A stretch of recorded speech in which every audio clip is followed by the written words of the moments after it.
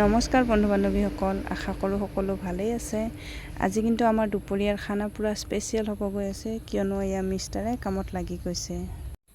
এইটো দেখিছে, এইটো হ'ব আজি দুপৰীয়াৰ ভোজন। লগত আৰু আছে এয়া গাহৰিৰ মাংস।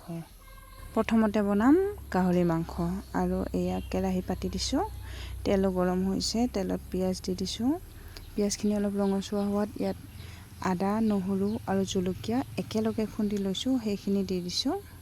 মাংস ভাজিলে মই মছলাখিনি একেবাৰে তেলতে দি দিওঁ। এতিয়া জিৰা অলপমান আৰু হালধি অকণমান দি লৈছোঁ। এতিয়া ইয়াতে মাংসখিনি দি দিম। হালধি অকণমান যদি তেলতে দি দিওঁ, তেতিয়াহ'লে যিখিনি মছলা মই তেলত দি দিছোঁ, সেইখিনি মছলা মাংসটো ভাজি থাকোঁতে কেৰাহীত লাগি থাকি নাযায়। আৰু এতিয়া অকণমান নিমখ দি লৈছোঁ, দি এইখিনি এতিয়া ভাজি থাকিম। মাংস আজি একেবাৰে চিম্পুলকৈ বনাম, বেলেগ একো নিদিওঁ, কেৱল আলুহে দিম। কেতিয়াবা এনেকৈ খায়ো বহুত ভাল লাগে আৰু মাংসত দিয়া আলু খাবলৈও মিঠা হয়। আজি সেইকাৰণে এনেকৈ আলু দিয়ে বনাই খাওঁ বুলি ভাবিলোঁ। আৰু এয়া মাংসখিনি ধুনীয়াকৈ ফ্ৰাই হৈ গৈছে, ইয়াত এতিয়া পানী দি দিলোঁ। এতিয়া এইখিনি মাংস আলু দুয়োটাই সিজিব লাগিব, সেইকাৰণে ভালকৈ উতলি থাকিব দিম। মাজে মাজে এইখিনি চাই থাকিম, লগতে ইয়াত থকা এটা দুটা আলু গলাই দি দিম। এতিয়া এইখিনি হোৱালৈ আপোনালোকে চাওকচোন, আমাৰ ঘৰত এয়া কি আছে, হাঁহ, পাৰ, মুৰ্গী, হাঁহ আছে আৰু কেইটামান। যিহে লেতেৰা কৰে, সেইকাৰণে সিহঁতক গঁৰালত বান্ধি থোৱা হৈছে।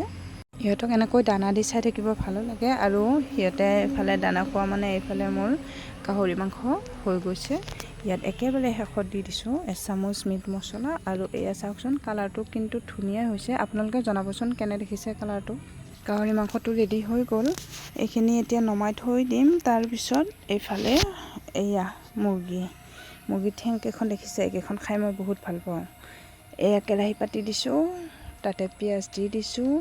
তাৰপিছত এতিয়া ইয়াত দি দিম আদা, নহৰু আৰু জলকীয়া থেতেলিয়াই থোৱাখিনি, যিখিনি গাহৰি মাংস বনাওঁতে মই ৰেডি কৰি লৈ লৈছিলোঁ।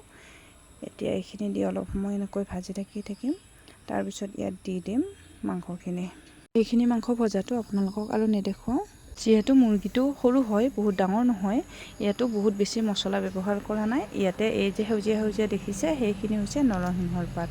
মুৰ্গী মাংসও ৰেডি হৈ গ'ল। এতিয়া এয়া খানা ৰেডি কৰোঁ। আজি ভাত আমি কলপাততে খাম বুলি ভাবিলোঁ, সেইকাৰণে কলপাত এখনত এয়া ভাত উলিয়াই লৈছোঁ। লগত দিছোঁ দালিৰ লগত আহু কচু দিয়া হৈছিল, দালি আৰু আহু কচু আঞ্জা। লগত হৈছে এয়া গাহৰি মাংস ভজা আৰু আছে এয়া মুৰ্গীৰ মাংস আছে দুবিধকৈ। লগতে আৰু সকলোৰে গায়ে প্ৰতি এপিচকৈ হোৱাকৈ মাছো ভাজি লৈছোঁ।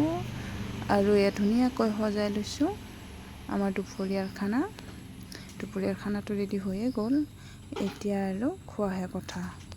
সকলোকে ভিডিঅ'টো শেষলৈ চোৱাৰ কাৰণে বহুত ধন্যবাদ। লগতে নমস্কাৰ, বাই বাই।